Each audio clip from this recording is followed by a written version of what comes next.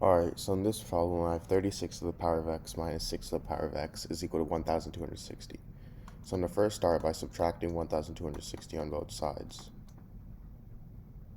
So then these two cancel out, and I have 36 to the power of x minus 6 to the power of x minus 1260 is equal to 0. Now 36 is the same thing as 6 squared. So I have 6 squared to the power of x, and I can actually switch the places of these two. So this is the same thing as 6 to the power of x squared minus 6 to the power of x minus 1260 is equal to 0. Now I'm going to let 6 to the power of x equal to the variable y. So now I have y squared minus y minus 1260 is equal to 0. Now I'm going to replace negative y with negative 36y plus 35y.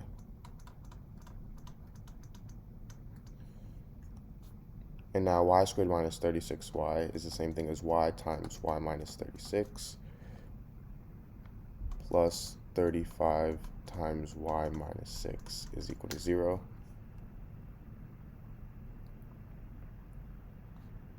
Sorry, 36 times y minus 36. And now if I factor out y minus 36, I get y minus 36 times y plus 35 is equal to 0.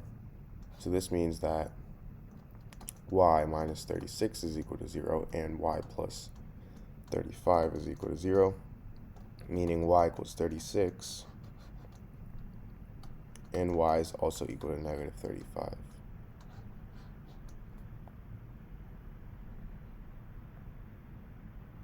Now remember how we let 6 to the power of x equal y. So to start, we have 6 to the power of x is equal to 36, and we also have 6 to the power of x is equal to negative 35. So for 6 to the power of x equals 36, x is obviously equal to 2 because 6 squared is equal to 36. So this is one solution of x. Now 6 to the power of x equals negative 35. This will actually not work because you can't take the power of a positive number and make it negative. So my only solution is x equals 2. Now let's go ahead and check to see if this is right. So I have 36 to the power of x minus 6 to the power of x is equal to 1260. So I have 36 squared minus 6 squared is equal to 1260. And this is the same thing as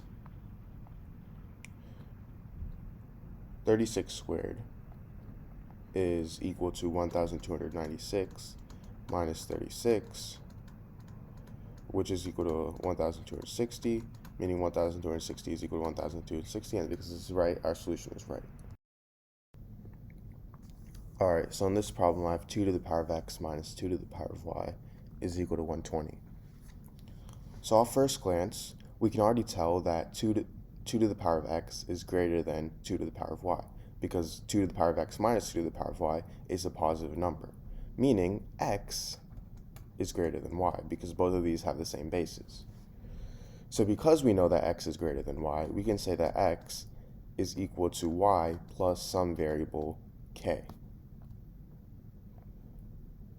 So now I'm going to replace x with y plus k. So now I have 2 to the power of y plus k minus 2 to the power of y is equal to 120. Now if I have something in the form a to the power of m plus n, this is equal to a to the power of m times a to the power of n. So 2 to the power of y plus k, that's going to equal 2 to the power of y times 2 to the power of k minus 2 to the power of y is equal to 120. Now if I factor out 2 to the power of y, I get 2 to the power of y times 2 to the power of k minus 1 is equal to 120. Now 120, this is the same thing as 8 times 15. And notice how we have an even number, 2 to the power of any number is even, times an odd number, because an even number minus 1 is going to be odd, is equal to an even number times an odd number, meaning these two even numbers are equal to each other and these two odd numbers are equal to each other. So we have 2 to the power of y is equal to 8, and 2 to the power of k minus 1 is equal to 15. So let's first start off by solving 2 to the power of y equals 8. Well, we obviously know that y is equal to 3, because 2 to the power of 3 is equal to 8. Now for 2 to the power of, this is actually 2 to the power of k minus 1. Negative 1 is not part of the exponent. So I'm going to start off by adding 1 on both sides. So I get 2 to the power of k is equal to 16, meaning k is equal to 4. Now, remember how we set x equals y plus k, and k is 4, y is 3, meaning x is 7. So now to check, my original equation was 2 to the power of x minus 2 to the power of y equals 120. So we know that x is 7 and y is 3. 2 to the power of 7 is 128, minus 2 to the power of 3 is 8. So I get 120 is equal to 120. Alright, so in this problem, I have x to the power of 6 is equal to x minus 1 to the power of 6. So I'm going to first start by subtracting x minus 1 to the power of 6 on both sides. So then these two cancel out, and now I have x to the power of 6 minus x minus 1 to the power of 6 is equal to 0. Now x to the power of 6 is the same thing as x to the power of 3 to the power of 2, and x minus 1 to the power of 6 is the same thing as x minus 1 to the power of 3 to the power of 2. Now if I have something in the form a squared minus b squared, this is equal to a plus b times a minus b.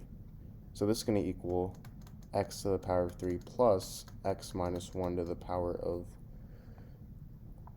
3 times x to the power of 3 minus x minus 1 to the power of 3, which is equal to 0. Now if I have something in the form a to the power of 3 minus b to the power of 3, this is equal to a minus b times a squared plus ab plus b squared. So this is going to equal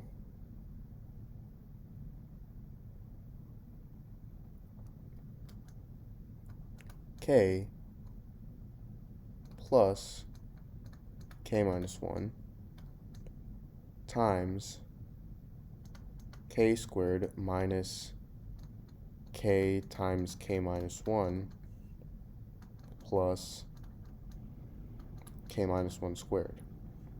Sorry, this is actually supposed to be x, but yeah.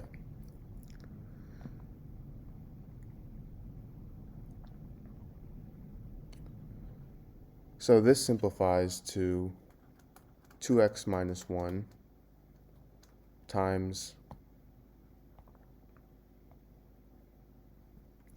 x squared minus x plus 1 times 3x squared minus 3x plus 1 is equal to 0. Because we also added in, remember, we also have x to the power of 3 plus x minus 1 to the power of 3. So now this gives me 3 different equations. I have 2x minus 1 is equal to 0, meaning x is equal to 1/2. I have x squared minus x plus 1 is equal to 0.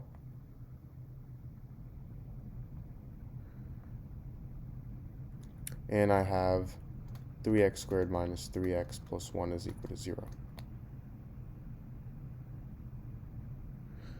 So for x squared minus x plus 1 equals 0, we have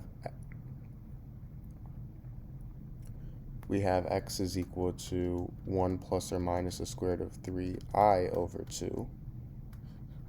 And finally, for this, we have 3 plus or minus the square root of 3i over 6.